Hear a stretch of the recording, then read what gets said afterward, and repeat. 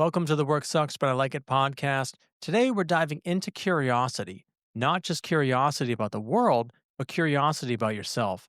So often we move as fast as we can trying to get somewhere, but we don't even know where we want to go. Slowing down can be the first step to clarity, hitting that pause button, if you will. Our guest today shares how she began to understand the work she truly wanted by finally giving herself that permission to pause and notice how she was picking her paths. She calls it spaghetti on the wall, throwing things out, experimenting, and getting to know yourself so you can learn to trust yourself. One of her most powerful tools in doing this is journaling. Pen on paper, stillness, stepping outside yourself, allowing gentle reflection to reconnect with who you are. In a world that constantly tells us we need fixing, she reminds us you are enough, more than enough. And that awareness is where real work, purpose, and trust in yourself begins. Let's roll right in. Get to know yourself, and then you can trust yourself. And then from there, you can start making better choices. It was really hard for me to trust myself it took several, failures, frankly, before I was willing to trust myself, which sounds funny, right? Because you're thinking, well, if you're failing, why would you trust yourself? But so much of the failure, right, was about not doing the thing that I knew to be true to me.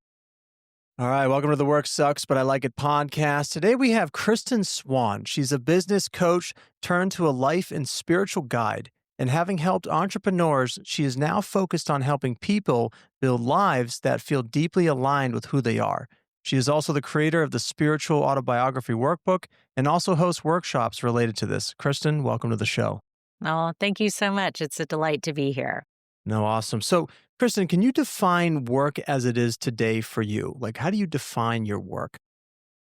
Gosh, I can say that I would love to start by saying this is the first time that I have actually chosen the work that I'm doing. I have been a serial entrepreneur, which would you would think, oh gosh, you've been choosing what you were doing all along. And not really, because I was always very entrepreneurial as a kid.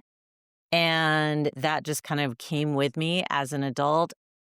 So often I found myself doing work because someone said, oh, I have this need and I think you'd be good at it. And I would kind of fall into it, which was fun. And I mean, I got a ton of experience, but really at this moment, what I love is that I am really focused on assisting people to take their curiosity and get curious with themselves, because I feel like we have so much information about ourselves, and we have so much wisdom around kind of who we can be or who we might develop into. And it's a really, really noisy world. So walk us through that aha moment where you realize the need to do the work for yourself, for you to be choosing this work. Oh, it's, as I said, I've done, I've had a very twisty turny career path. I've done so many different things, and every bit of work that I've done, I will say that there have been parts that I just love. And finally, I think what it started with is just finally slowing down a little bit and saying, okay, I'm going to actually take a beat here and think about what I'm doing. I think part of that entrepreneurial thing, or at least the way that I learned it, was a lot about the hustle, right? It was always about how quickly can you be moving. And if you're standing still, then everyone else is going right by you, right? Yeah, that's American So culture for sure. yeah. And so finally just I think part of it was kind of getting tired and realizing, so kind of a combination of things, right? It's this perfect storm where you're realizing that you're not you feel like you're moving as fast as you can and you're not getting where you want to be. And really getting much more conscious about your choices, right? How you're making decisions, how you are picking things. And so that awareness and then I mean the way that I describe it when I think about the journaling practice that I encourage everyone to do, which is spaghetti on the wall, is get to know yourself and then you can trust yourself. And then from there, you can start making better choices, right? That are more in alignment with you. And so I think I had to give myself permission to get to know myself. But I think I knew myself for a long time, but I don't know. It was really hard for me to trust myself for, it it took several failures, frankly, before I was willing to trust myself, which sounds funny, right? Because you're thinking, well, if you're failing, why would you trust yourself? But so much of the failure, right, was about not doing the thing that I knew to be true to me. Hmm. I feel like that work it sucks sometimes, right? Doing the inner personal work, that journey, right? Hence the name of the podcast to some extent. So walk us through how you were able to build that trust, that sort of, I guess, confidence maybe for Yeah. you to trust your inner voice, if you will. Well, I think that for me, really, I mentioned journaling. And so journaling is for me such an important part of my practice because it essentially is, and I'm a big pen on paper journaler. Me too. So Yeah. I love that physicality for me, right? So I have to be fully present in that moment, right? And I mean, I have been known to walk and write, but it's not easy, right? So it's kind of the practice in itself is asking for some stillness. And and then the thing that I came across, and I'm just not sure where I read a lot, and I'm not sure. I'm not claiming that I made this up, but I'm not sure where I stumbled across it. But I started building a journaling practice that had to do with kind of non using more of your observer, kind of stepping outside of yourself in a way, right? So removing judgment and essentially just kind of witnessing, for me, I journal in the morning. So witnessing kind of what my day was like the day before, Can you right? give an example, like kind of build on that? Yeah. So, I mean, let's say like I just was on a road trip recently, and this is true. This is my life. There was this road trip. We had been planning it for a long time. And just, pulled in a couple days ago, super long drive. So just for that, it was kind of like noting, waking up, where did I wake up? Knowing what kind of the plan for the day was going to be and making some notes about that. And then actually journaling about what happened the minute we set out on the road and ended up making much better time than we thought. So then we shifted gears and there was a whole thing about having to cancel hotel reservations and making, kind of navigational switches. And so journaling about this whole journey, essentially, that in real, the day before I had been going on. And then, so just documenting, right? Documenting the day. And then what I like to do is I pull out those parts of the day that I just loved, So you right? reread your journal entries is what you're Say that implying? again? Or I'm sorry, you reread your journal entries then to No, pull I out? No. actually Okay. so the way that I do it is I do the kind of what I call the journaling, which is the observational part of it. And then from that, I reflect on the pieces that really lit me up, those parts of the day that were just great. Like for instance, on my road trip on that particular day, the moment kind of before we decided to switch gears and just keep driving through, we stopped to get coffee, as one does on a road trip, and use the restroom. And when I came out of the restroom, there was this guy, at setting up at the table in this coffee shop, and he had a keyboard, and he had his computer, and he had his headphones, and he was undoing the cords, and so I stopped and I talked to him. I was like, "That looks so fun."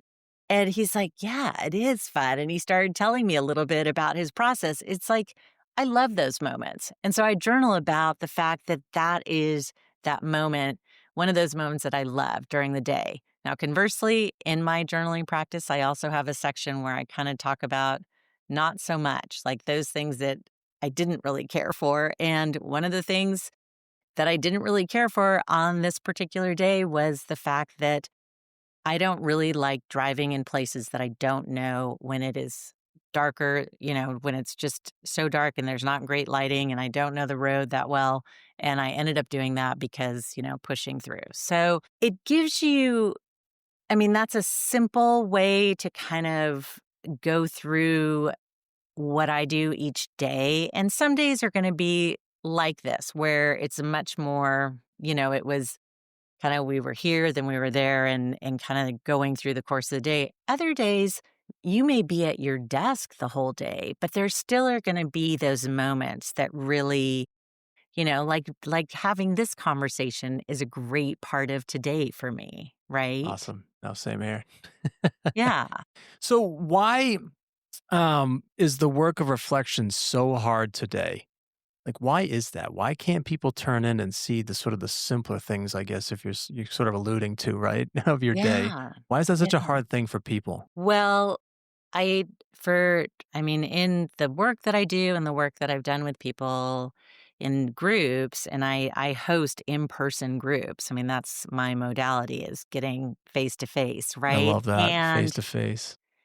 And it's I think some of it, the challenge is that there is a sense of the world being so fast, right? And that you are going to miss out. And not necessarily in the kind of the FOMO way or anything like that, but just that there is that that you'll just get horribly left behind, right? Whether it's in your profession, whether it's in education, it's in family life. And I think a lot of that has to do with the, social media, of course, which I am on. So I can't, it is what it is. And to be very careful that you can admire someone else and like them and find their content interesting and be willing to be careful not to compare yourself to that person, right? Because I mean, as we all know, I mean, even if you're interacting with someone in real life, there's a tendency. I mean, we've always compared ourselves to each other, right? But I think that that has been amplified through social media. So I think that there's that piece of that comparison culture, which can be pretty damaging. And like I said, this rushing and this sense that you're behind. So I think that so much of it is that we also there's been a lot of messaging that we all need fixing, right? What do I you mean by mean, that? Can you build what kind of messaging? well, I mean, whether your teeth should be whiter or or that you should be doing a morning routine, or that you need to be, eating this way so that, you're not going to develop this chronic illness, or that, or that you need to dress a certain way if you want to, attract somebody, or if you want to get a promotion, or, there's also just a lot more information out there that is geared towards telling us all that somehow the way we are right now in this moment is not enough. I mean, that is a big motivation for me in terms of the work that I do now. Is I wish that I could just reach every single person and say, you are absolutely just fine, right? I mean, you're more than just fine. You're great. And you and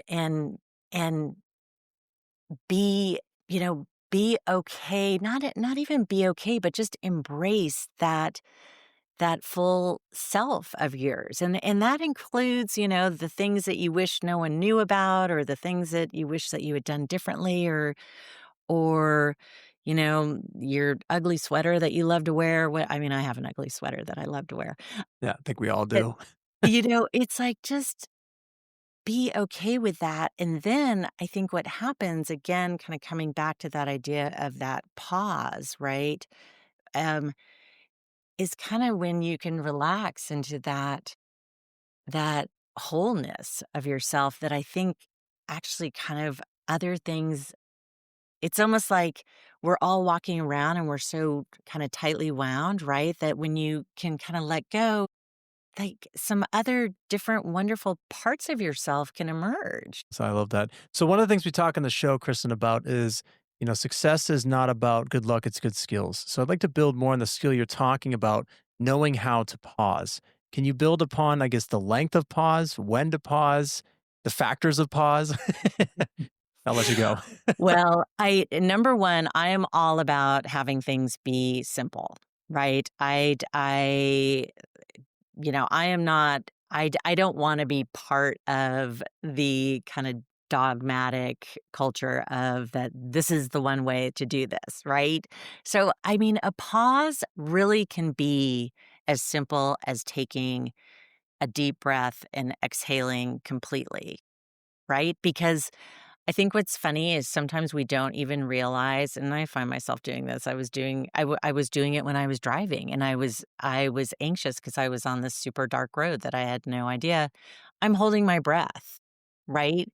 Because I'm just breathing kind of shallowly because I'm anxious and I'm nervous, and that and not breathing completely is not helping it's just making me clench the steering wheel tighter and tighter. So, a that pause can start with an intentional breath, right? In through the nose, out through the mouth, or in through it's important to be in through the nose.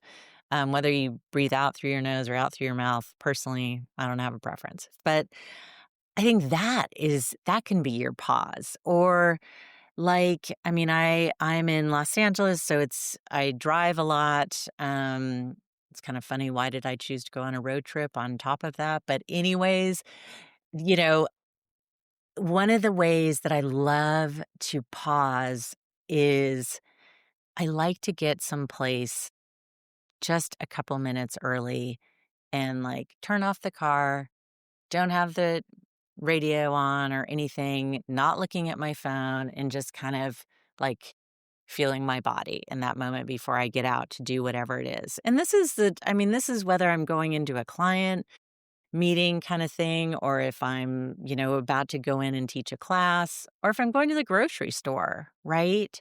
Just kind of getting back in myself. So I think that I like to highlight just how simple those pauses can be. Or like another one that's such a great reset is maybe you've been sitting at your desk and whether you're in an office building or, just a home office, take yourself outside for 5 Mm, minutes, I love that one. Look at a tree. right? Yeah. And you don't have to do anything. You don't have to go get a coffee, or you don't have to do anything. Like literally walk outside, make look up, and, maybe say hello to somebody and then come back in. I mean, that's a great pause. I mean, that's like a moving pause, right? But it still is kind of just taking you out of that kind of rote busyness that we all subscribe to. Would you consider journaling a form of pause? Oh, absolutely. Absolutely. Because think about it. I mean, how often do we write? I mean, and I'm saying specifically writing longhand.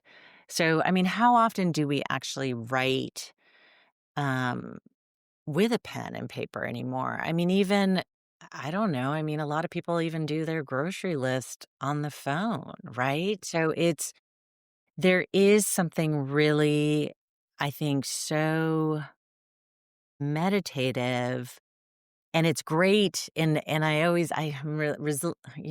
meditation is very popular right now, and I love meditation. And meditation can be hard, right? I mean, I feel like the minute I start to actively meditate and I close my eyes, and it's like that's when all those thoughts come just like poof. So that's why for me, journaling is such a great kind of meditative pausing practice because I'm doing something, but I'm doing something that is requiring just a slowing down. Even if I write the same sentence over and over again, right? How long are your journal sessions typically? What do Oh, you usually no shoot more than for? 15 minutes. Really? Do you set a timer or how does that work?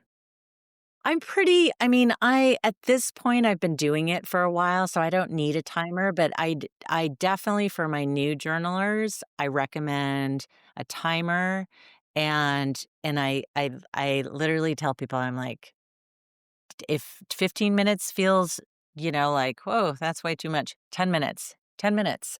Put the timer on. The minute you hear the timer go off, just like throw your pen across the room. It doesn't matter. Just like drop. Don't feel like you have to finish that sentence or anything. Don't make it. I mean, that's the thing that we do, right? When we start to acquire a new habit, and especially a new habit that we are thinking is going to be good for us, right? We're like, oh, I've got to, work out for an hour, or I've got to do this many reps, or I've got to be counting this many calories or whatever. And it's like, yeah, don't do that to yourself. Because, I mean, if you end up finding yourself journaling and you're kind of in the middle of it, then just go with it if you've got the time. But as far as my recommendation, especially for new journalers, and my journal, Spaghetti on the Wall, actually has prompts, which makes it very easy because the blank page can be super intimidating too, right? Yeah, absolutely. Yeah, absolutely. So motivation isn't permanent, but how do you keep telling yourself that it needs to be there, right? How do you keep motivating yourself to show up and journal and then to do this work? I think for myself, I get rewarded by journaling because in each day, I'm learning a little bit more about myself. I mean, I'm still a work in progress, right? I think we all are. Yeah, and I Yeah. and I really so I think that there is actually kind of this built-in reward where you start. This is why I don't bother rereading the journals, because as you start building on this practice, you start making the connections pretty much in almost in real time, right? Or at least I may not have done yesterday perfectly, but I now have some great information as I'm journaling in the morning about yesterday, right? And then I can make choices that then kind of implement these little bits of nuggets of information that I'm getting in my day to day. And that actually creates this kind of just really, it's like stepping stones of success, right? And I think that is, for me at this point, is what works in terms of motivating someone who is new to this practice. And we all know that it takes a while to kind of adopt anything and kind of stick with it. I would say, I would ask yourself, how are you feeling about where you're at right now? Do you think that you are living in a consistent manner the way that you want to be living, right? And and a lot of people, I think, would say, not necessarily, right? That there are things that they do want to happen in their life. And I'm not and then how do you do that? So I actually feel like journaling is one of the most gentle ways to, again, kind of relax into ourselves. Yep. Cool. So describe to us, you consider yourself to be a life and spiritual guide. Walk us through what you mean when you use the word spiritual. So for me, spiritual is, eh, well, I definitely think that there is something bigger than myself, right? Spiritual for me is not necessarily related directly to a formal religion. So when I teach discovering your spiritual autobiography, I am always very, very clear to say to people, this is non denominational. And we actually have a conversation between kind of what is considered religious and spiritual for each individual participant. And, for me, it just really is about, it's kind of, I think a lot of it is tied to thinking about the realm of possibility, right? That there is that and the way that I mean that, I think the way that I can most easily describe it is I used to do this thing because I grew up very chaotic upbringing. So kind of the tendency was, how much can I control, right? And one of my kind of mechanisms was thinking about worst case scenario, right? You do the worst case scenario, you go through it and usually you can, when you say that to yourself, it's like, oh boy, you can really just go, with detail about that. And then I kind of started thinking about, well, what if I actually flip that around and I think about the best case scenario? And I think And what was interesting when I did that is it actually was harder to think about what the best case scenario would be. And part of that reason is, right, that there is almost this infinite amount of, you know, possibility out there. But what you can do, I think, as a concrete practice, because I realize that sounds pretty, it's like, oh yeah, great. So tell me to do the best case scenario and I can't, and I don't even know what that is. Okay. So what I did for myself is I thought about those times when I was worried about a worst case scenario happening. And I asked myself, how many times has a worst case scenario happened? And thankfully, the worst case scenario really hasn't happened. I mean, not to say that there hasn't been hard times, but was it like the worst case scenario? No. And actually, the resolution of so many of those hard times, and to be clear, I'm not saying, I mean, it sucked in the midst of it, right? But the resolution of it was something that I could not have even envisioned. I certainly could not have envisioned it in that moment. Gotcha. No, that's super cool. So, walk us through these in person workshops that you do. And I'm almost kind of like thinking out loud here. That's almost like a pause for me, too, right? Because we're online, it's so fast paced. Then we see someone in person. It's almost like we forget how to interact with them, right? Yeah, well, it's funny that you say that. It's you do have to kind of retrain people, and these are, and I have all age groups, and men, women, um, but we start, we have a set start time. We gather usually in a circle, and depending on the format of the workshop, we may or may not be gathered around a table. If we're going to be actively writing a lot, then I like to have a table. It's much easier. But, we what I like to do is I first start with an icebreaker. And I usually do an icebreaker each time. I mean, even if I'm meeting over several weeks, I'll do an icebreaker, and it's just a way for people to. And it's not like I'm trying to trick people or get, I. It actually is such a great way to ask a question that requires some thought, and I'll give people a few minutes to think about it, and even if they want to jot down notes. but it's almost like you can see I feel like for myself even, it's kinda like the gears are shifting, right? From where I'm like, "Oh, this is I haven't" I mean, one of my favorite prompts that I use with, my different groups is share a friendship that changed you. Ugh, that's cool. And so you're like, "Oh, oh, oh, oh, and maybe this one or that one." And so what it does is it allows people to get out of whatever they were, whether they came from work, they came from traffic, they came from, being a caregiver. It gets them out of where they were and gives them a place to land.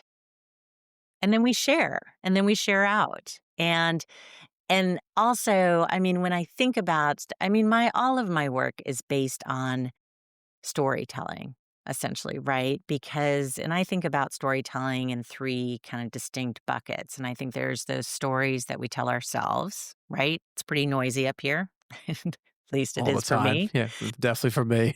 And there's those stories that have been told to us or that we've inherited, right? So it could be kind of our family history. It could be where we grew up. So there's those stories that have been kind of imprinted on us. And then there's the stories that we choose to tell. And depending on who you're with, kind of where you're at emotionally, it what you choose to share with others is it can be an invitation. I mean, if you choose to share in a authentic and vulnerable way, right? I mean, most of the time someone is going to meet you there.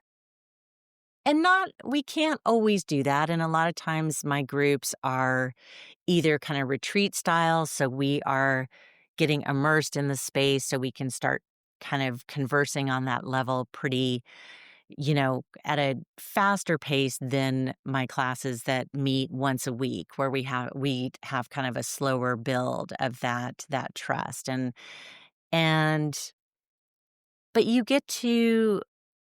you can connect with people. I think what people like about the classes is not only are you kind of reflecting on your own story, but you're also connecting with others by sharing that story and listening, right? I mean, the thing that I have been blown away with by doing these in-person groups is how well, number 1, everyone is so hungry to share their story.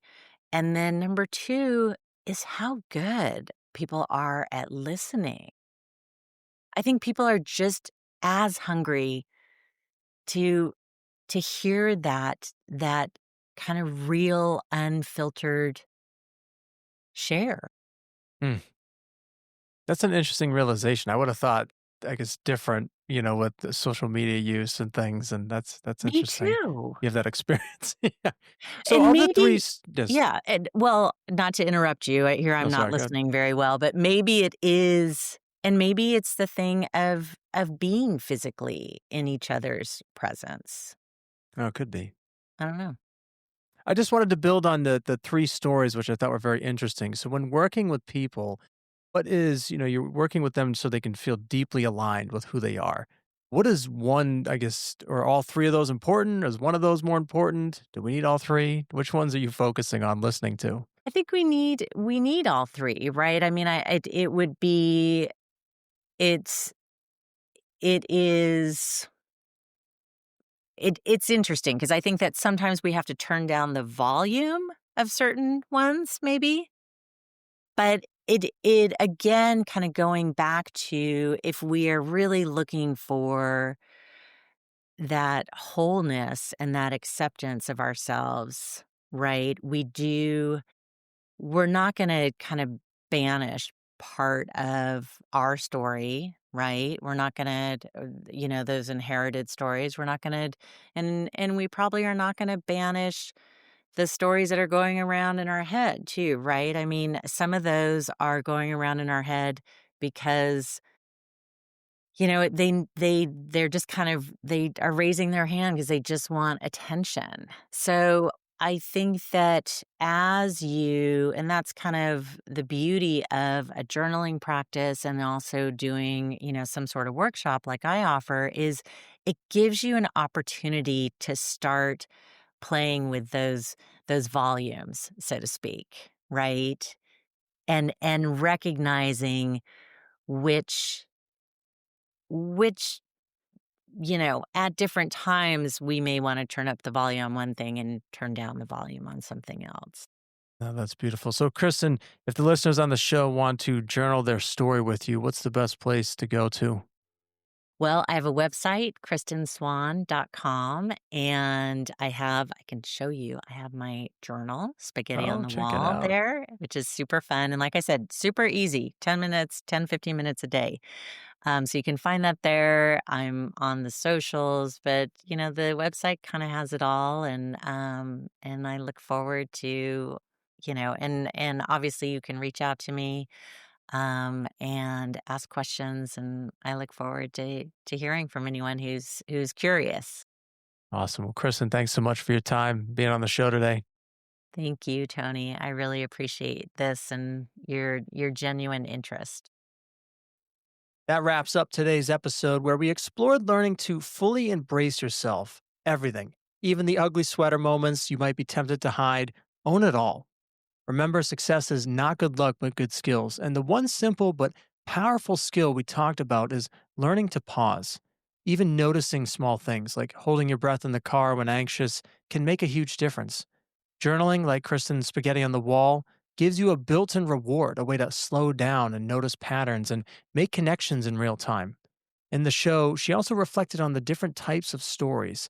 They are the ones, we tell ourselves, the ones told to us, and the ones we choose to tell. And the important thing here is learning and knowing when to turn down the volume on some of these so we can actually hear ourselves. And I really love this concept because in my first book, The Impression of a Good Life, Finding Your Song and Dance, I refer to this as tuning into your own song and dance. But hey, if you're listening to this and live in California, check out one of Kristen's in person workshops. Her website will be in the description. And personally, I did pick up a Spaghetti on the Wall journal, and it's helped me get back into my own journaling practice, which I'll admit has faded off and on over the years. So thank you, Kristen. So remember today's important skill, as Kristen reminds us, slow down, embrace all of yourself, and make space to notice that movement, the connections, and the stories that shape your life.